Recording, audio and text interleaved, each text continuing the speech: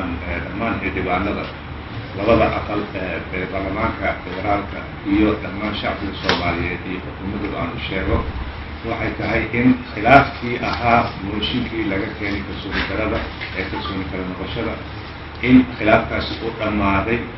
waxaan ogolnahay oo la ogolaaday in marka mooshinkaasi uu jiro loona baahan yahay tilaabadii habboonee si waafaqsan xeerhoosaadka golaha shacabka in lagu maamulo xeerhoosaadku sheegaya in mooshinkaasi 10 bil gudahood lagu geeyo lagu horgeeyo golaha shacabka oo ay u codeeyaan oo ay taamiisii ay ka howlgalaan soona afjaraan saa daraadeed waxaan ka codsanayaa dhammaan xildhibaanada mooshinada wata in xeerhoosaadka ay u hoggaansamaan haddii ay lafuran yahay oo ay marka guddiga joogtadana dhaqso u fariisto noo soo cayimo goorta taariikhda goorta iyo goorta oo loo horgeynayo golaha shacabka si arrimahan loo soo afjaro ma habboona in arrintaa ay sii dheeraato waayo xukuumaddiina ma shaqayno hayso oo waxay ku mashquuleen mooshinkan xildhibaanada inay sidoo kale arrimahan inay xalliyaan xalliskii ay ku mashquuleen shaqooyinkii qaranka oo xafiisyadii qaranka loo igmaday inay si dhaqsaa u howlgalaan waa danta dalka ku jirto ee waxaan kusanayaa dhammaan wasiirada inay xafiisyadooda ku noqdaan xildhibaanadana inay sida ugu dhaqsaha badan sida xeerhoosaadka uu ina farayo inaan maragta aan ku afjarno shareecada islaamka iyo kasukow dastuurkeena ka sukow golahan waxaa lagu hogaaminayaa xeerhoosaadkiisa waxaa loo hoggaansama xeerhoosaadka sida ugu dhaqsaha badan hala keeno arrintan hala afjaro howlaha qarankana dib ha loogu noqdo waxaa kaloo aan codsanayaa in maragta in ciidankan la duldhigay golaha oo lama taabtaanka ahaa oo xasaanada leh ciidanka la duldhigay in laga dulqaado ciidankii u tababarnaa loo soo celiyo si arrimahaana ay fududaadaan howlina ay u socdaan ilaa hadda weli wuxuu ku jiraa gacantii laanta fulinka saanataana ma aha arrin habboon ma aha waxaa loo baahan yahay in ciidankiisa loo soo celiyay golaha oo magaciisa hawshiisa caadi ay u noqoto waa laga maarmaan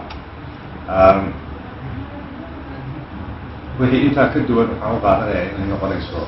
ujeedo qallisan in laga leeyahay iyo magaciisa shuqul magaciisa jabhadeen oo kale looma baahna waxaa loo baahanya in saraynta sharciga loo hoggaansanayo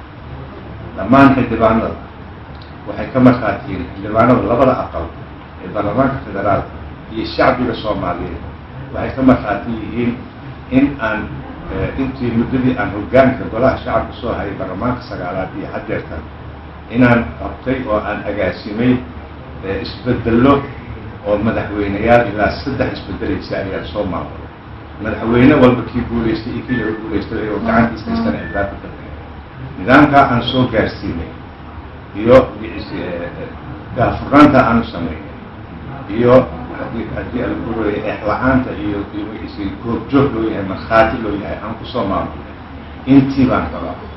aniga kuma imaanin xoog cod baan ku yimid cod baan ku fadhiyaa cod baana ku tegayaa saan hore ku sheegay shaksi baan ahay wixii danta qaranka ah haddii ay danta qaranka ku jirto inaan meesha ka dawaa ka degi lahaa laakiin iima muuqato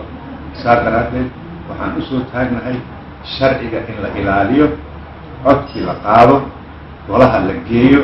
sida xeerhoosaadku uu yahay loo hoggaansamo wax intaa ka duwan waxaa weeyaan jabhadeen baan u aqaanayo waa arrin aan habbooneyn dalkana kuma habboona madax ahaanna uma habboona shacbiga sharaftiisa iyo sumcadiisa uma habboona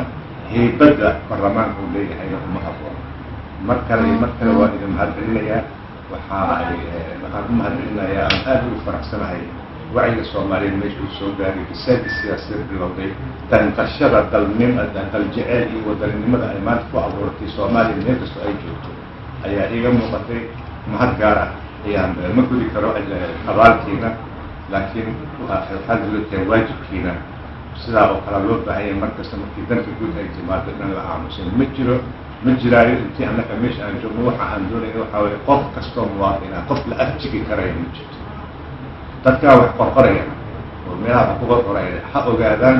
aakhiri adduunya in loo qabsanayo mas-uul ay yihiin waxa ay qorayaan beenta iyo marin habaabinta ay qorayaan ha ka daayaan ummadiyaan la marin habaabin shacbiga lama khaldi karo runtu way soo bixaysaa qofkii been sheeg iyo waxaas abuuraya xasiray ku noqonaysaa shaksiyadiisu ayay baabi'inaysaa iska jira waa ammaano qalinka iyo raadiha aad haysato waa ammaano oo alla ku weydiin doona ee waxaad sheegtaa runta sheeg beenta ka fogo ugu dambayntii waxaan dhammaan shacbiga soomaaliyeed aan ka codsanaya khaasatan culamaa udiinka aan ka codsanaya inay sujuudda ilaahay noogu baryaan in dalka iyaga ilaahay noo barwaaqayo amnigana siiyo in maxataad horumar inaan gaarno alla hala baryo alxamdulilah hala yidhaahdo dalkan waxaa ka mudan alxamdulilah la yidhahdo shan meeshaan joogna fiiriye maanta meelaan joogana fiiriye marka ma aha waxaasaa maqan kale la yidhaahdo alxamdulilah waxaasaan ku jiri jirin waa ka soo baxnay inta kalena rajada ilaahay lagama quustay rajada alle lagama quustay raxmadiisa hala baryo sujuudda ha loo duceeyo dalka aan shaksiga muwaatinka soomaaliyeed dalka aan isku xirno dal jeceel aan bilaawno dad maaha shaksiyaadka waa baxaya waa joogaan waa baxayaan ku kala imaanaya dalkan wuxuu ku harayaa jiibka soo socda siiba waxaan la hadlayaa dhalinyarada timamadooga ah inta garmadooga ah waxaan rabaa inaan u sheego waxyaabaha dimuqraadiyada iyo xorriyadda aan ka shaqaynayno iyo sharciga saraysi aan ka shaqaynayno annaka waa duqownay idinka waay waxaan ku dadaalayna in maaragtaa idinku barbaarino inaan maaragtaa dalkiina iyo dadkiina iyo diintiina aad ku ilaashataan waxaad ku ammaanin lahayd waa waxaan ku dagaalamay waxaad yeelaysaan yaan marna laydin duusin dalkiina dalkiisa aad laydin duusin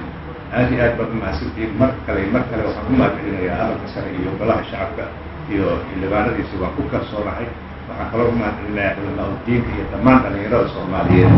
haween iyo rag gabdhaha dhammaantiin waa ku mahadsantihiin la socda arrimaha maamulka maaraynta iyo siyaasadda lagu maamulayo dalkiina yani tallaabo la socda meesha dalkiina ay jirto ogaada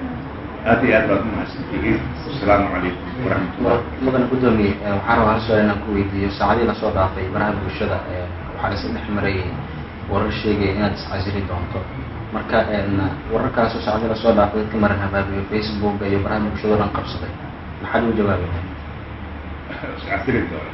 taasi waa dad riyoonayo weyaan waa tan kuu sheegay aniga waxaan ku yidhi sharcigaan ku imid intaasoo madaxweyneha si dimuqraati ah uu maamulay intaasoo ra-iisul wasaare ayaa saas u maamulay dadka isla jawaari waa isfasilaya